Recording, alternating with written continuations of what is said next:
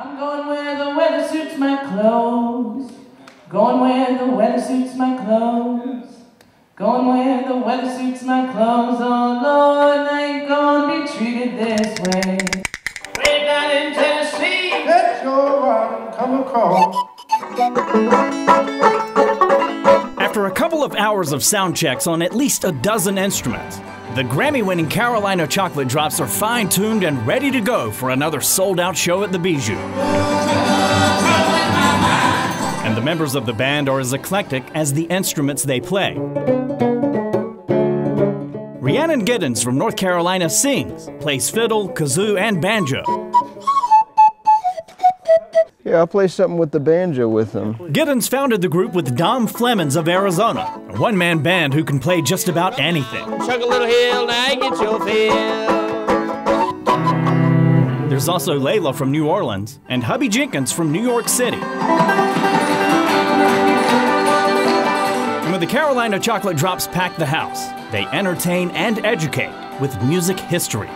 Don't get trouble in your mind. Don't get trouble in your mind. People are there to listen to music, and we feel like you get more out of the music if you just know just a little bit. And people, we're finding is that people really like that. They go, oh, I really like knowing about the history.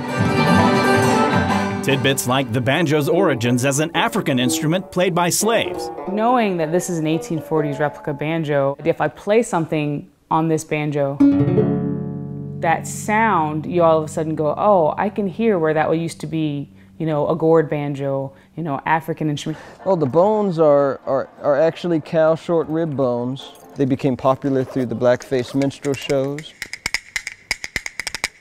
Yeah, I mean, those are different things that are happening rhythmically.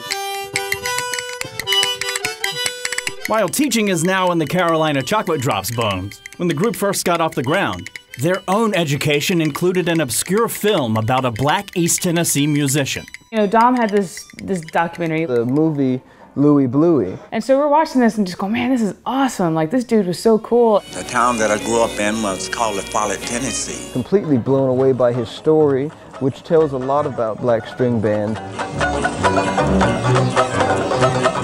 The music was really great as well. He plays this old-time tune with this white piano player. And it was actually the version of Cackling Hen that he does that just totally knocked us out.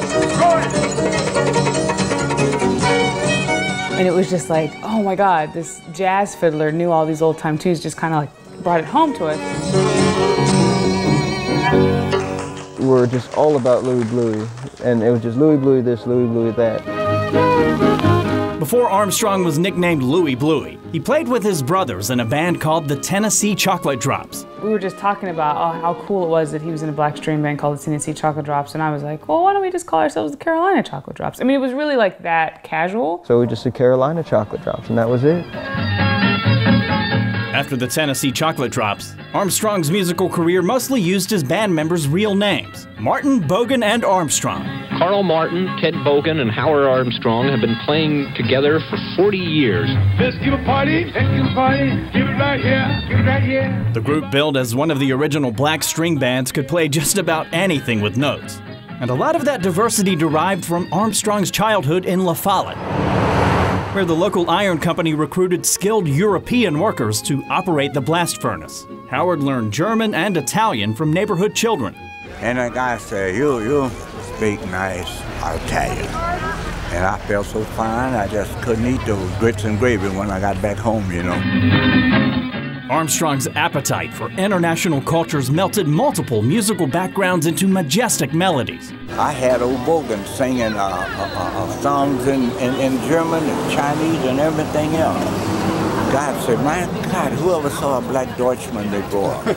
And he'd be singing, Ach du liebe Augustin, du liebst mir im Herz. All this just going on. Well, they say music is a universal language. A guy'd rather hear you play a beautiful song than hear you running some jive on him, you understand? And Armstrong spoke the universal language with fluency rarely found among even the finest fiddlers.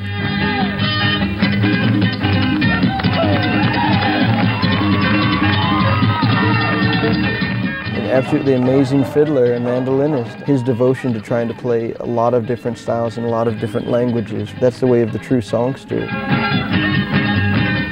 I didn't have time to think of hate, prejudice, and all that stuff. I played songs that people wanted to hear, black and white, and went on about my business. Armstrong's all-around artistic ability gave him a signature style in almost everything he did. I can't believe that. Ain't that something? You got the finest cursive I've ever seen. This guy's an artist, man. Thank you very much. And it was artwork that brought him back home again in 2000, when Knoxville unveiled its music mural. All right. In the yellow coat. Yeah. And in the city where his Tennessee Chocolate Drops recorded songs like the Knox County Stomp and the Vine Street Rag, the 91-year-old proved he could still put on a one-man mandolin show for WBIR's The Heartland series. Little John, wow! Ain't got nothing to take them jeans off you. All right. Armstrong died in 2003. Today, La Follette celebrates his life with the annual Louie Bluie Festival, and the Smithsonian also honored Armstrong with its National Heritage Award.